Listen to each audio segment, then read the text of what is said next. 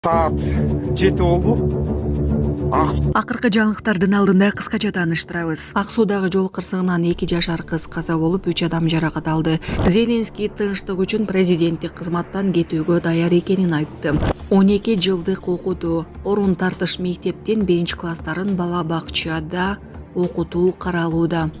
Чүйдө 32 жаштагы эркек чогуу жашаган аялдын колунан ажал тапты. Ушулар жана башка кабарлар. Видеого лайк басып, каналга каттала кетиңиздер. Чүй облусундагы Люксембург айылында 26 жаштагы аял чогуу жашаган эркек кишини өлтүрүп алды. Бул туурасында Чүй облустук ички иштер башкармалыгы маалымат кызмат билдирди.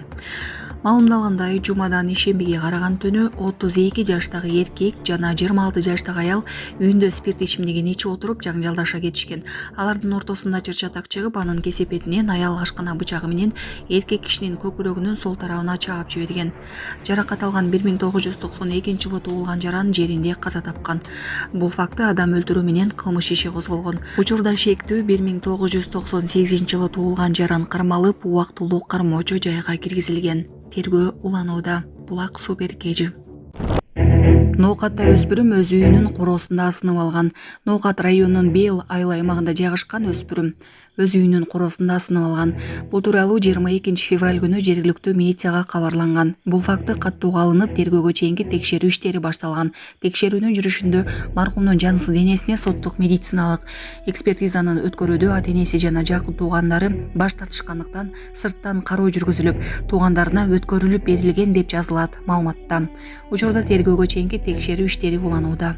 Булак Говоритова. Милиция кызматкеримин деп алдап 18 жаштагы жигиттен 30 000 сом талап кылышкан. Токмок шаарында өздөрүн милиция кызматкеримин деп тааныштырып, 18 жаштагы жигиттен 30 000 сом талап кылган адамдар кармалды. Алар уурулукка катышы бар деген чек менен 18 жаштагы жигитти коркутуп, акча талап кылышкан. Шейшемби күнү алар 18 жаштагы жигиттен акчасын алып жаткан учурда милиция кызматкерлерине кармалып, 3 шектүү адам убактылуу кармоочу жайга киргизилди. Окуя боюнча тергөө амалдары уланууда. Булак Сокол Медиа. Жеңилүүнү көтөрө албадыбы? Биволдун урматтаганга да жарабадыбы? Эмне үчүн кол алышпады? Бетербиев Биволдун колун эмнеге кыскан жок? Рингде Бивол: Артур, мен сени абдан сыйлайм. Жаш кезимде сенден үлгү алчумун. Рахмат сага сонун беттеш үчүн. Бетербиев: азыр кол кыспайм. 3-чү беттешибиз дагы болот. Бивол: маселе жок. Кол кыспоонун себеби 3-чү беттешке болгон мотивациябы же жеңилүүнү кабыл алуу кыйын болду беле? Комментарийге ой пикириңизди калтырыңыз.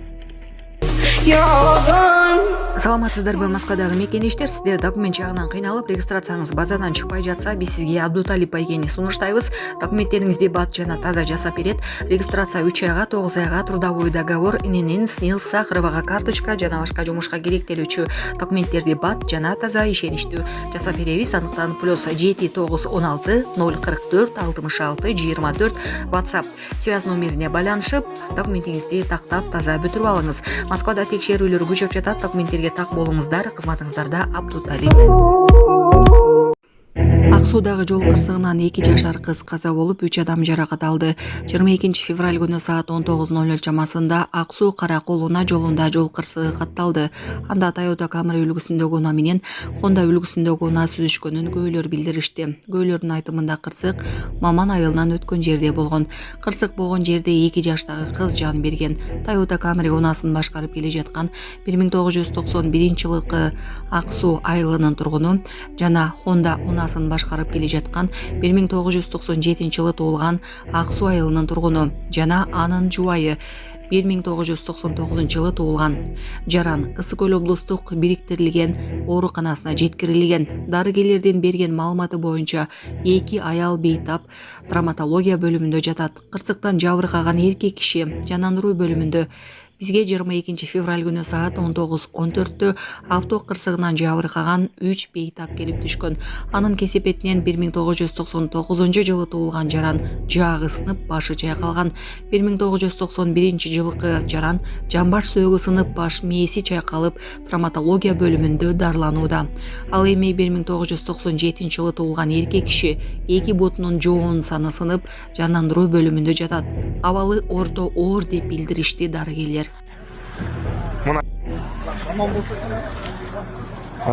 Бүгүн 22 февраль. Мынаки азыр саат канча болду? Саат 7 болду. Ак суу Каракол трассада мамандан өткөндөн кийин мондай страшный авария болду.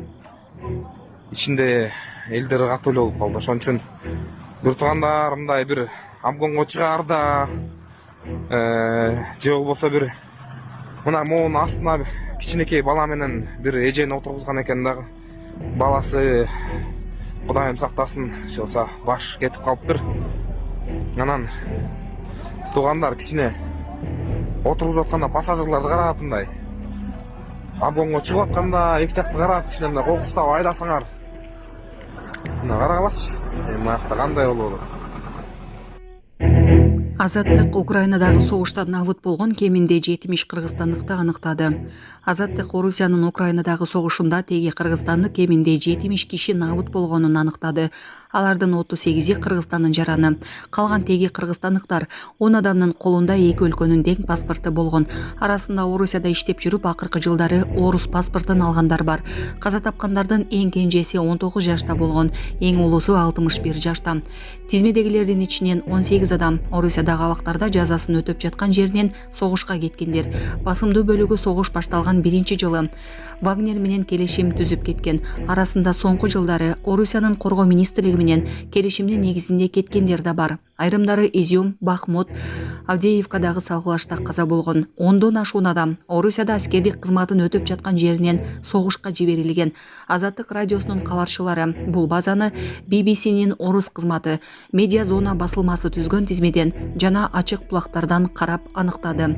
Бул Орусиянын Украинадагы согушунда 3 жыл ичинде набыт кеткендердин толук саны болбошу мүмкүн. 2022 жылдын 24 февралында Орусиянын күчтөрү Украинага басып кирип кеңири масштабтагы согушун баштаганына 3 жылдын жүзү болду. Ошондон бери азаттык бул урушка тартылган кыргызстандыктардын тагдырын утур чагылдырып келди. Кабарчылар Орусиянын түрмөлөрүндө борбор азиялыктарды, анын ичинде кыргызстандыктарды кан күйгөн кармашка мажбурлаган окуялар, Украинада туткунга түшкөндөр, согуш учурунда дайынсыз болгон кыргызстандыктар тууралуу материалдарды жарыялап келишти. Соңку 1 жылдан ашык убакыт ичинде Украинанын Хачожить долбооруна 100дөн ашуун кыргызстандык согушка кеткен жакынын издеп кайрылган.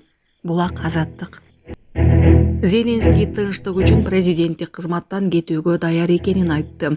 Украинанын президенти Владимир Зеленский тынчтыкты орнотуу үчүн бийликтен кетүүгө даяр. Бул тууралуу ал маалымат жыйын учурунда айтканын Страна УА жазды. Эгер Украина үчүн тынчтык керек болсо жана силерге менин кызматымдан кеткени маанилүү болсо, анда мен даярмын. Ошондой эле кызматты НАТОго алмаштырууга даярмын. Мен ондогон жылдар бою бийликте отурбайм, деди Зеленский. Ал Украинанын 20 жылдан кийинки эмес, бүгүнкү коопсуздугуна көңүл буруп жатканын белгиледи. Ал эми алдыда күтүлүп жаткан сүйлөшүүлөр боюнча бул жерде барыбыз түшүнүшүбүз керек болгон нерсе. Бул Украинаны чакырган сүйлөшүү стол эмес. Бул биздин стол. Анткени согуш Украинада болуп жатат. Биз европалык лидерлерди чакырып жатабыз, деп белгиледи. Американын президенти Дональд Трамп буга чейин Украинада президенттик шайлоо өткөрүүнү талап кылган. Украинанын жаңы президентин шайлоо 2024 жылдын апрель айында өтмөк, бирок Украинанын мыйзамы согуш учурунда шайлоо өткөрүүгө тыюу салат.